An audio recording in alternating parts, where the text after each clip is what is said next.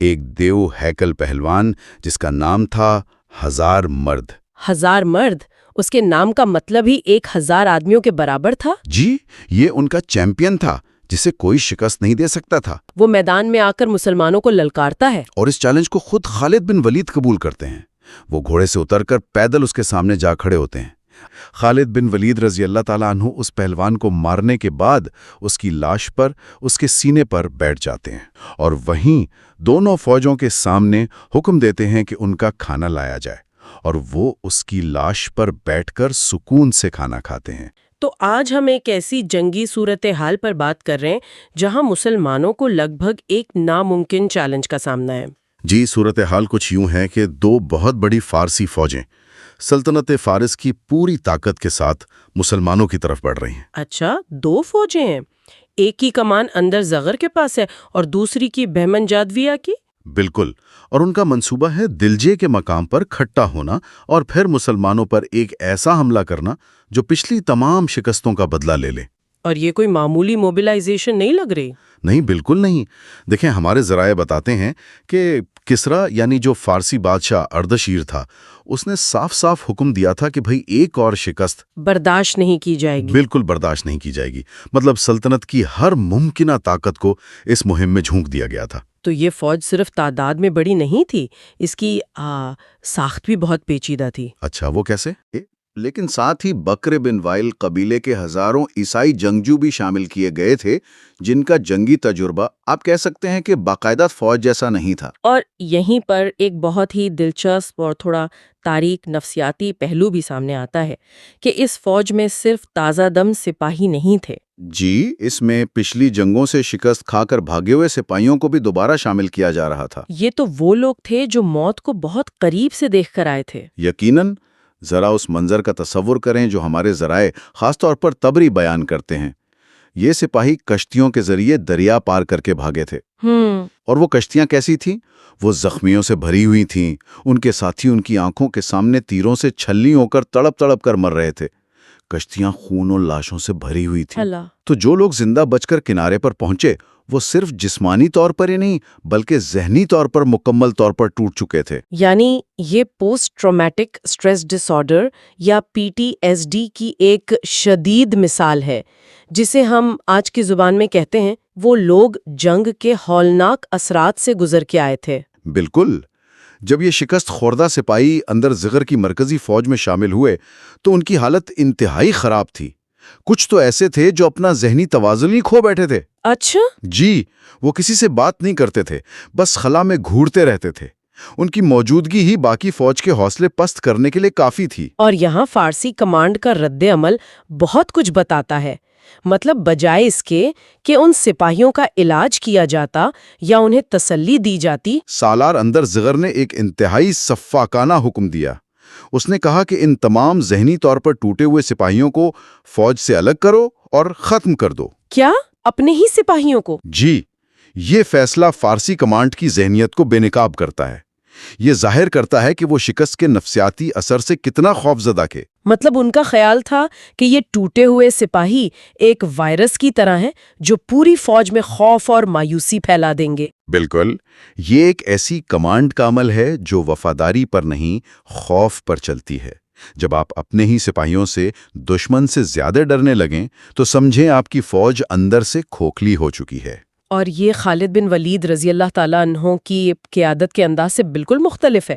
وہ دشمن کو صرف میدان میں نہیں ہرایا کرتے تھے بلکہ ان کے ذہنوں پر بھی ایک گہرا اثر چھوڑتے تھے۔ یقیناً، اندر زغرر دراصل خالد کے اسی نفسیاتی حربے کا توڑ کرنے کی کوشش کر رہا تھا، لیکن اس کا طریقہ انتہائی ظالمانہ اور فائنلی خود کو نقصان پہنچانے والا تھا۔ تو ایک طرف یہ پارسی فوج ہے جو اپنے ہی زخمی ذہنوں کو قتل کر رہی ہے، دوسری طرف مسلم کیمپ میں کیا ہو رہا تھا؟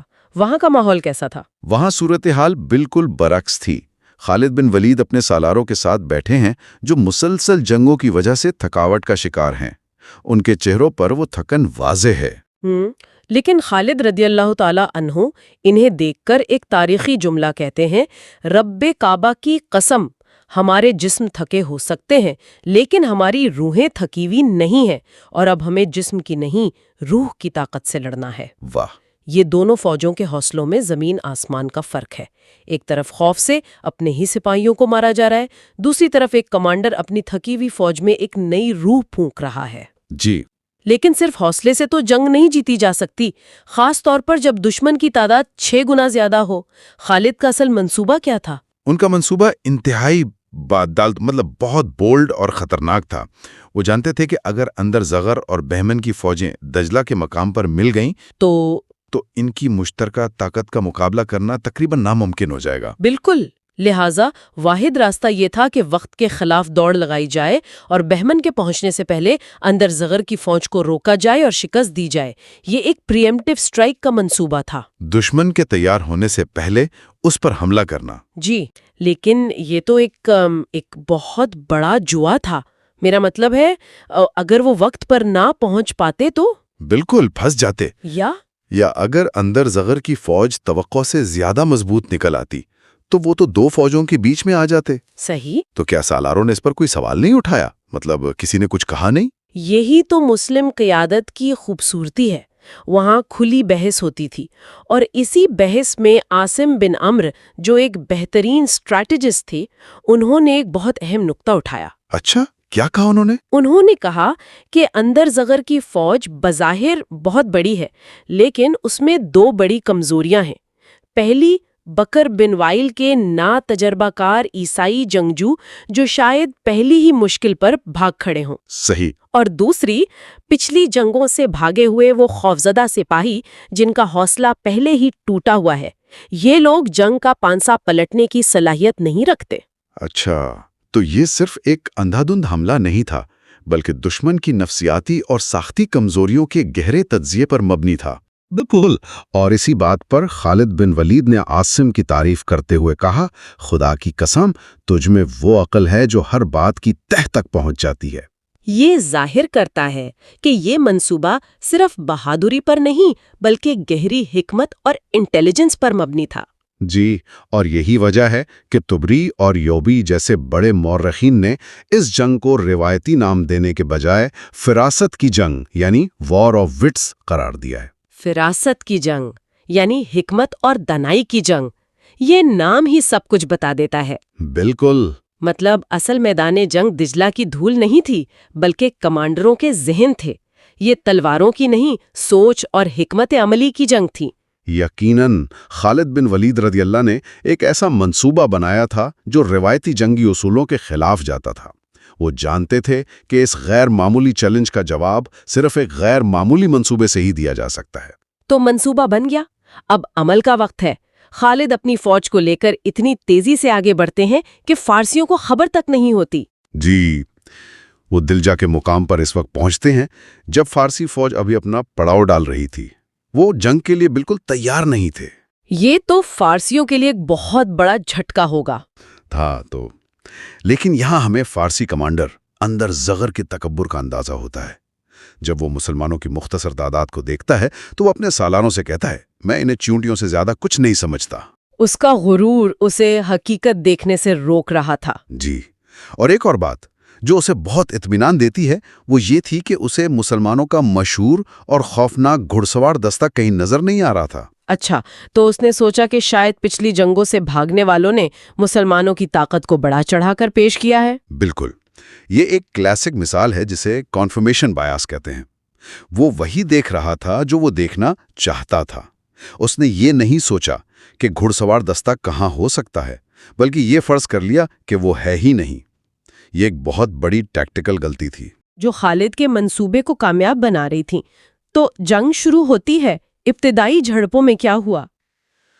مسلمانوں نے اپنی روایت کے مطابق بہت شدید حملے کیے، لیکن فارسی فوج تعداد میں اتنی زیادہ تھی کہ وہ یوں سمجھیں سمندر کی لہروں کی طرح مسلمانوں کے حملوں کو جذب کر لیتی تھی۔ مطلب جب ان کی اگلی صف تھک جاتی تو وہ اسے پیچھے کر کے تازہ دم سپاہیوں کی ایک نئی صف آگے کر دیتے۔ مسلمانوں کے پاس یہ سہولت نہیں تھی۔ ہر حملے کے بعد انہیں پیچھے ہٹنا پڑتا تھا۔ یہ صورتحال تو مسلم سپاہیوں کے لیے بہت مایوس کن ہوگی، ہے نا؟ خاص طور پر جب وہ دیکھ رہے ہوں کہ ان کا کمانڈر اپنے مخصوص تیز رفتار گھڑ سوار حملے نہیں کر رہا۔ یہی اس جنگ کا سب سے نازک لمحہ تھا۔ ذرائع بتاتے ہیں کہ پہلی بار مسلم سپاہیوں میں بے چینی اور سوالات اٹھنے لگے۔ اچھا، وہ ایک دوسرے سے پوچھ رہے تھے، ہمارا گھڑ سوار دستہ کہاں ہے؟ خالد ادے آج اپنے مخصوص انداز میں کیوں نہیں لڑ رہے؟ ان کا حوصلہ ٹوٹنے لگا تھا۔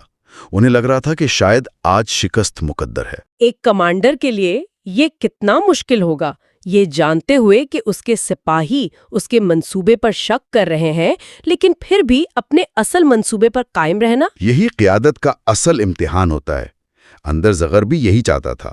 وہ مسلمانوں کو تھکا کر ان کے حوصلے پست کر کے ایک فیصلہ کن حملہ کرنا چاہتا تھا۔ اور اسی نفسیاتی دباؤ کے لمحے میں فارسی فوج کی طرف سے ان کا سب سے بڑا ہتھیار سامنے آیا، ایک دیو ہیکل پہلوان جس کا نام تھا ہزار مرد۔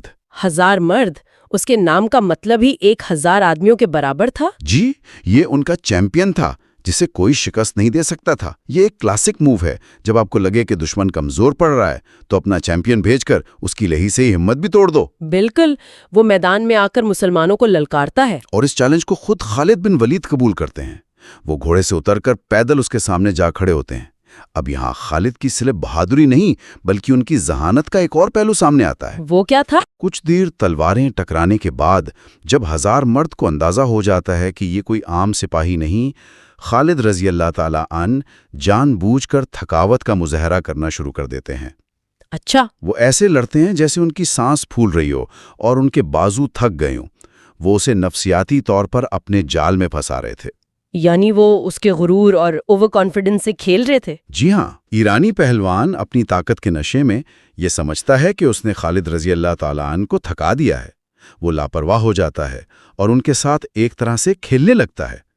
پھر ایک موقع پر وہ اپنی پوری طاقت جمع کر کے ایک بھرپور وار کرتا ہے تاکہ ایک ہی جھٹکے میں خالد رضی اللہ تعالیٰ عنہ کا سر قلم کر دے۔ اور یہی وہ لمحہ تھا جس کا خالد رضی اللہ تعالیٰ عنہ کو انتظار تھا۔ بالکل، خالد رضی اللہ تعالیٰ عنہ اس وار کو اپنی تلوار پر روکنے کی کوشش نہیں کرتے کیونکہ وہ جانتے تھے کہ اس کی طاقت بہت زیادہ ہے۔ اس کے بجائے وہ بجلی کی سی تیزی سے پیچھے ہٹ جاتے ہیں۔ تو پہلوان کا وار خالی گیا؟ جی، وار خالی جاتا ہے، اس کا توازن بگڑتا ہے اور اس کا پہلو جو زرے سے محفوظ نہیں تھا ایک لمحے کے لیے خالد رضی اللہ تعالیٰ عنہ کے سامنے آ جاتا ہے۔ بس اسی لمحے کا فائدہ اٹھا کر خالد بن ولید رضی اللہ تعالیٰ عنہ اپنی تلوار اس کے پہلو میں اتار دیتے۔ ایک ہی وار میں کام تمام۔ لیکن اس کے بعد جو منظر پیش آتا ہے وہ شاید جنگ کی تاریخ کے سب سے غیر معمولی اور نفسیاتی طور پر تباہ کن مناظر میں سے ایک ہے۔ بلا شبہ مورخین طبری اور ابو یوسف دونوں اس واقعے کو تفصیل سے لکھتے ہیں۔ خالد بن ولید رضی اللہ تعالیٰ عنہ اس پہلوان کو مارنے کے بعد اس کی لاش پر اس کے سینے پر بیٹھ جاتے ہیں۔ اس کی لاش پر بیٹھ جاتے ہیں؟ جی، اور وہیں دونوں فوجوں کے سامنے حکم دیتے ہیں کہ ان کا کھانا لایا جائے اور وہ اس کی لاش پر بیٹھ کر سکون سے کھانا کھاتے ہیں۔ اب اسے مردہ دیکھ رہے ہیں اور اس کا قاتل اس کی لاش پر بیٹھ کر کھانا کھا رہا ہے۔ اس کا کیا مطلب تھا؟ وہ کیا پیغام دے رہے تھے؟ یہ خالص نفسیاتی جنگ تھی، یہ غیر زبانی پیغام تھا جو پوری فارسی فوج کو دیا گیا۔ تمہارا بہترین جنگجو میرے لیے اتنا غیر اہم تھا کہ اسے مارنے کے بعد مجھے بھوک لگ گئی۔ یہ جنگ میرے لیے کوئی مشکل نہیں ہے، یہ صرف ایک پہلوان کی موت نہیں تھی۔ نہیں، یہ فارسی فوج کے غرور اور حوصلے کی موت تھی۔ اس ایک عمل نے مسلمانوں کے پست ہوتے ہوئے حوصلوں کو آسمان پر پہنچا دیا اور فارسی فوج پر ایک ہیبت طاری کر دی۔ اس نفسیاتی فتح کے بعد جنگ کا رخ کیسے بدلا؟ اندر زغر جو غصے اور غرور میں اندھا ہو چکا تھا اور یہ سمجھ رہا تھا کہ مسلمان اب پوری طرح تھک چکے ہیں، اپنی پوری فوج کو ایک بھرپور حملے کا حکم دیتا ہے۔ اچھا۔ اور فارسی فوج ایک سمندر کی طرح آگے بڑھتی ہے۔ مسلمانوں کی صفیں شدید دباؤ میں آ جاتی ہیں۔ ایک مسلمان کا مقابلہ 10-10، 12-12 فارسیوں سے تھا۔ یہ بظاہر شکست کا لمحہ تھا۔ اور سپاہیوں کے ذہن میں پھر وہی سوال آ رہا ہوگا کہ آخر ہمارا گھڑ سوار دستہ کہاں ہے؟ لیکن وہ پھر بھی لڑتے رہے۔ وہ لڑتے رہے کیونکہ ان کا اپنے کمانڈر پر یقین تھا، چاہے انہیں منصوبہ سمجھ نہ آ رہا ہو۔ اور پھر وہ فیصلہ کن لمحہ آتا ہے جس کے لیے یہ سارا ڈرامہ رچایا گیا تھا۔ خالد بن ولید رضی اللہ عنہ جو خود بھی لڑتے ہوئے زخمی ہو چکے تھے، اپنے علم بردار کے پاس جاتے ہیں۔ وہ جھنڈا اپنے ہاتھ میں لیتے ہیں، فوج سے تھوڑا آگے نکلتے ہیں اور ایک خاص اشارہ دیتے ہیں، ایک بار دائیں اور ایک بار بائیں۔ اور یہ اشارہ کس کے لیے تھا؟ یہ اشارہ اس ماسٹر سٹروک کے لیے تھا جسے اب تک ایک راز بنا کر رکھا گیا تھا۔ جیسے ہی یہ اشارہ دیا جاتا ہے، میدان جنگ کے پہلو میں موجود ٹیلوں کے پیچھے سے اللہ اکبر کے نعروں کی گونج اٹھتی ہے اور 2000 مسلم گھڑ سوار نمودار ہوتے ہیں۔ اچھا۔ وہ سر پر دوڑتے ہوئے آتے ہیں اور فارسی فوج کے عقب پر یعنی پچھلے حصے پر حملہ کر دیتے ہیں۔ یہ وہی گھڑ سوار دستہ تھا جسے اندر زغر ڈھونڈ رہا تھا اور جس کے نہ ہونے پر وہ مطمئن تھا۔ یہ تو ایک مکمل سرپرائز تھا۔ یہ ایک مکمل اور تباہ کن سرپرائز تھا۔ خالد بن ولید نے دشمن کی کثیر تعداد کو دیکھتے ہوئے رات کے اندھیرے میں ہی اپنے تمام گھڑ سواروں کو بشر بن ابی رحم اور سعید بن عمرو کی قیادت میں ان ٹیلوں کے پیچھے بھیج دیا تھا۔ اور اس منصوبے کو اتنا خفیہ رکھا گیا تھا کہ خود مسلم فوج کی اکثریت کو بھی اس کی خبر نہیں تھی۔ جی، ایک روایت کے مطابق گھوڑوں کے منہ پر کپڑا باندھ دیا گیا تھا تاکہ وہ آواز بھی نہ نکال سکیں اور ان کی موجودگی کا کسی کو پتہ نہ چلے۔ تو سارا دن جو مسلمان سپاہی لڑ رہے تھے، تھک رہے تھے اور اپنے کمانڈر کی حکمت عملی پر شک کر رہے تھے، وہ دراصل ایک بڑے جال کا حصہ تھے۔ بالکل، جس کا مقصد دشمن کو تھکا کر اسے اپنی پوری طاقت استعمال کرنے پر مجبور کر کے ایک جال میں پھنسانا تھا۔ اور یہ جال اب مکمل ہو رہا تھا۔ جی، جیسے ہی گھڑ سوار عقب سے حملہ کرتے ہیں، خالد رضی اللہ تعالیٰ عنہ اپنی آخری چال چلتے ہیں۔ وہ اپنے دائیں اور بائیں بازوؤں کے سالاروں عاصل بن عمرو رضی اللہ تعالیٰ عنہ اور عدی بن حاتم رضی اللہ تعالیٰ عنہ کو حکم دیتے ہیں کہ وہ اپنی صفوں کو پھیلا کر فارسی فوج کو دونوں طرف سے گھیرے میں لے لیں۔ اس کا مطلب ہے کہ فارسی فوج مکمل طور پر محصور ہو گئی۔ سامنے سے خالد رضی اللہ تعالیٰ عنہ کی پیدل فوج جو اب تازہ دم گھڑ سواروں کو دیکھ کر نئے جوش سے لڑ رہی تھی، پیچھے سے گھڑ سوار دستے کا حملہ اور دائیں اور بائیں طرف سے پھیلی ہوئی مسلم صفیں۔ جی، ان کے لیے تو فرار کا کوئی راستہ نہیں بچا تھا۔ کوئی راستہ نہیں، وہ چاروں طرف سے گھر چکے تھے۔ یہ ہیمر اینڈ اینول یعنی ہتھوڑا اور سندان کی ایک مثال تھی۔ پیدل فوج سندان کی طرح مضبوطی سے کھڑی رہی اور گھڑ سوار دستے نے ہتھوڑے کی طرح پیچھے سے آ کر دشمن کو کچل دیا۔ یہ فراست کی جنگ کا عروج تھا۔ جی، یہ محض تلواروں کا ٹکراؤ نہیں تھا، بلکہ ایک ذہانت کا شاہکار تھا جس نے تعداد کی بڑھتری کو بے معنی کر دیا تھا۔ یہ واقعی حیران کن ہے۔ ایک کمانڈر کا اپنی فوج سے بھی اپنے منصوبے کو اس حد تک خفیہ رکھنا، اپنے سپاہیوں کی بے چینی اور شکوک کو برداشت کرنا اور صحیح وقت کا انتظار کرنا، یہ قیادت کی ایک غیر معمولی مثال ہے۔ یہ اس یقین کی بھی مثال ہے جو ایک کمانڈر کو اپنی حکمت عملی اور اپنے سپاہیوں کی تربیت اور نظم و ضبط پر ہوتا ہے۔ وہ جانتے تھے کہ ان کے سپاہی آخر تک ڈٹے رہیں گے، چاہے انہیں منصوبہ سمجھ میں نہ بھی آ رہا ہو۔ اور اسی اعتماد، ذہانت اور بے مثال جرأت نے ایک ناممکن نظر آنے والی جنگ کو تاریخ کی ایک فیصلہ کن فتوحات میں سے ایک میں بدل دیا۔ السلام علیکم ناظرین، ہمارا کنٹینٹ مستند کتابوں سے لیا گیا ہے اور 100% آتھینٹک ہے۔ ہماری ویڈیو ترتیب وار دیکھنے کے لیے ہمارے چینل پر جائیے، پلے لسٹ کے بٹن کو کلک کیجیے اور یہاں سے ایپیسوڈز کو ترتیب وار سنیے۔ اور ایسے ہی معلومات سے عرب بھرا کا صحرا کنٹینٹ دیکھنے کے لیے ہمارے چینل کو لائک، شیئر اور سبسکرائب کیجیے۔